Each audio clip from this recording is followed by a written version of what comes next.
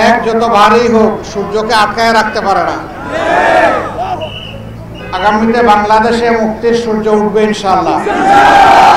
বাংলাদেশ জামায়াতে ইসলামীর আমির ডাক্তার শফিকুর রহমান বলেছেন, ফ্যাসিজম তৈরির পথ বন্ধ করতে হলে পিয়ার পদ্ধতিকে বেছে নিতে হবে।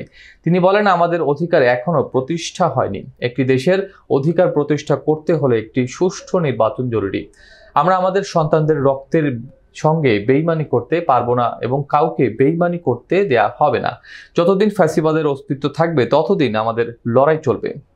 আগামীতে যে কোনো ফ্যাসিবাদ নতুন পুরাতন বুঝি না, এই ফ্যাসিবাদের বিরুদ্ধে আমাদেরকে কঠোর প্রতিরোধ গড়ে তুলতে হবে। আমাদের লড়াই ফ্যাসিবাদের বিরুদ্ধে আমাদের লড়াই চলবে। আমরা ক্ষমতায় বসতে চাই, আমরা চাই ন্যায় প্রতিষ্ঠার বাংলাদেশ। ফেনী শহরের একটি কমিউনিটি সেন্টারে শনিবার দলটির রুকন সম্মেলনে প্রধান অতিথির বক্তব্য শেষে ডাক্তার শফিকুর রহমান সুধী সম্মেলনে প্রধান অতিথি হিসেবে একথা বলেন। তিনি বলেন, বাংলাদেশের 232টি থানায় আমাদের দলের সহযোগিতায় পুলিশকে কাজে ফিরিয়ে এনেছে। আমরা পুলিশ সদস্যদের উদ্দেশ্যে বলতে চাই, আপনারা জনগণের পুলিশ হবেন। ফেনী জেলা জামায়াতে ইসলামীর এক রুকন সম্মেলনে বিশেষ অতিথি ছিলেন জামায়াতের কেন্দ্রীয় নায়েবে আমির সৈয়দ ডাক্তার আব্দুল্লাহ মোহাম্মদ তাহের, সহকারী সেক্রেটারি জেনারেল ATM মাসুম ও মোহাম্মদ শাহজাহান।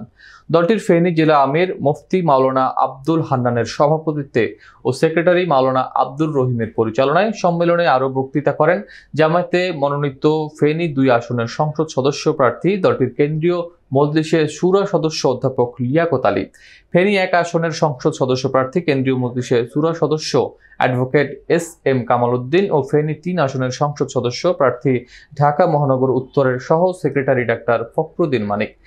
যেন তেন নির্বাচন মেনে নেওয়া হবে না, কুমিল্লা বুড়ো ও সদর দক্ষিণ প্রতিনিধি জানান। জামায়াতে ইসলামীর আমির ডাক্তার শফিকুর রহমান বলেছেন, দেশে এখনো সুষ্ঠু নির্বাচনের পরিবেশ দেখছি না। এবার যেন তেন নির্বাচন মেনে নেওয়া হবে না। 14, 18 ও 24 মার্কা নির্বাচনের আলামত লক্ষ্য করা যাচ্ছে। যারা এ ধরনের অপকর্মের চিন্তা করছেন তাদের জন্য আমাদের সুস্পষ্ট বার্তা, মানুষ রক্ত দিয়ে পরিবর্তন এনেছে, আবার প্রয়োজনে রক্তের বিনিময়ে পরিবর্তনকে সফল করব। এক্ষেত্রে এই জাতি কাউকে কোনো ছাড় দেয়নি, আমরাও দেব না। শনিবার সকাল 7টায় ফেনী যাওয়ার সময় কুমিল্লার আলেখারচর বিশ্ব রোডে এক পথসভায় তিনি এসব কথা বলেন।